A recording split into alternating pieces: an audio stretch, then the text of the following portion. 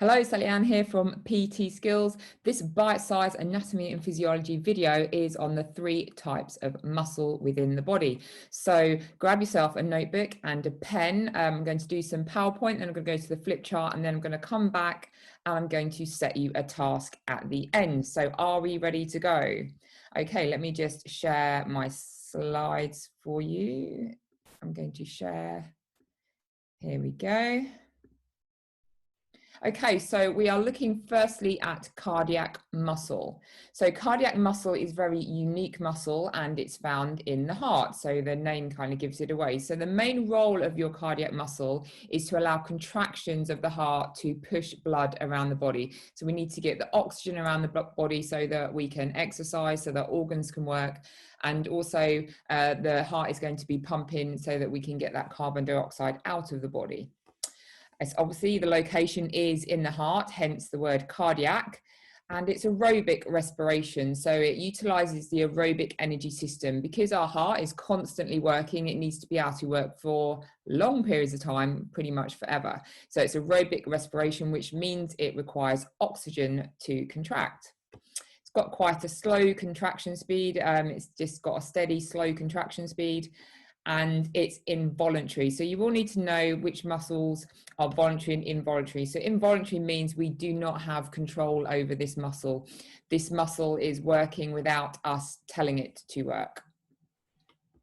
It's striated, so that means it's got that stripy appearance because it has actin and myosin contractile proteins within the muscle, which gives it that striated and stripy appearance. Okay, moving on to our second muscle, which is smooth muscle. So smooth muscle can be found within the organs and vessels of the body. So the main role in the body is to alter the size of hollow organs, so to move food through the organs, to allow it to pass through via vasodilation and vasoconstriction. So where we open up a vessel into dilation or we constrict a vessel into constriction. So that is the main role within the body. So its location is in hollow walls of organs. So any of your organs within your body are going to be made up of this smooth muscle. So for example, the digestive system. The respiration is aerobic. So again, it utilizes oxygen for its energy source. And again, it's got slow contraction speed. So it's constantly working.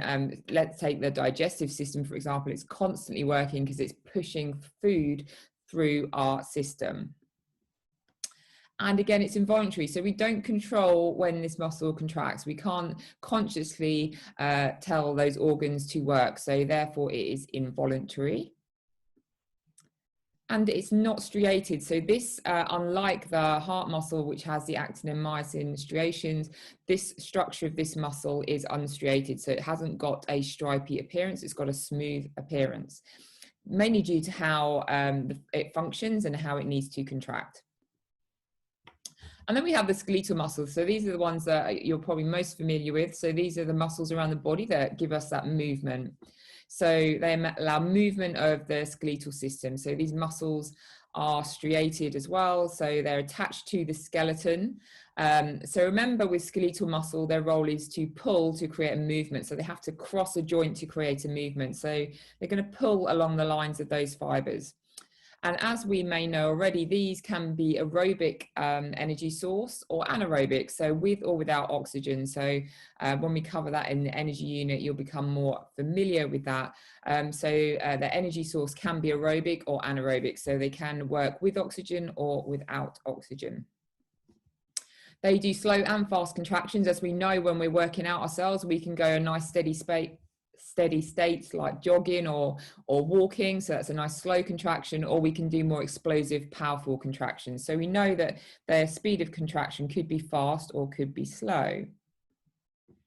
And they're voluntary, so we can consciously make a movement. Like I can consciously go and pick this pen up on my desk, and that would be a voluntary movement. So skeletal muscles can be controlled voluntary, so we can decide if we move or not. And the structure, as I said before, are striated. So they've got those actin and myosin filaments, which give them that stripy appearance. Okay, so that's your task. I'm just going to stop that share for a moment. I'm just going to come back to my other camera. So we're going to come back to that task in a moment. And I'm just going to go onto my flip chart for you to just draw you some pictures. So hopefully you're there with me now. Okay, so grab my pen. So let's look at how they are slightly different in appearance. So if we look at the cardiac muscle, so I said it's striated, but it's also branched. So it's slightly different. So we've got the striations, but they're also connected, and so we call it branched. So basically it's more of a 3D contraction. So if you imagine the heart as a 3D object, it's branched so that all these fibers go around, so that when it contracts, we can actually squeeze through the ventricles and atria to actually squeeze the blood through. So therefore they are branched. So they have a slightly different structure. Although they have actin and myosin and they look stripy, they've also got this branched appearance. So that's your cardiac. And then if we look at the smooth muscle, so these are this is the muscle within the organs. This is called fusiform. So it's slightly different again, because if you think of it, it's going to be more in tubes, like a snake, I guess. And they've got a nucleus in the middle. So they're like this oval shape. So they can actually contract this way, so that they're contracting around the tube. And they can also attract lengthways. So if you imagine a snake eating something and it's squishing something through, this is how the fusiform shape is contracting within the smooth muscle. And they do not look stripy. And then we have your skeletal, which I said earlier, they are striated. So we've got this more of a stripy appearance with the skeletal. And they are going to pull into one direction. So when these muscles contract, they pull in a linear fashion, but the stripy appearance is due to the actin and myosin contractile protein filaments within those skeletal muscles. Okay, so those are your 3 types of muscles. I'm going to just come back to the laptop now and just set you a task for the end of this. So let me just come back and share my screen.